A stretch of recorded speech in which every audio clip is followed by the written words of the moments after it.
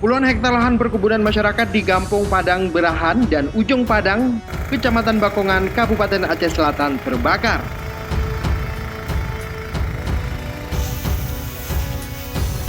Tim gabungan terdiri dari petugas TNGL, BKSDA Aceh, Manggala Agni Daob Sibolangit, TNI Polri, Damkar Aceh Selatan, KPH Wilayah 610 Salam dan masyarakat bahu-membahu ikut memadamkan api.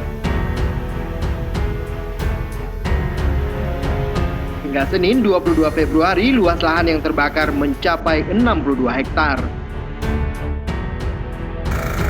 Sejauh ini tim sudah berhasil memadamkan api seluas 30 hektar dan lahan yang berasap seluas 31 hektar lebih. Upaya pemadaman terkendala akibat kurangnya sumber air di lokasi.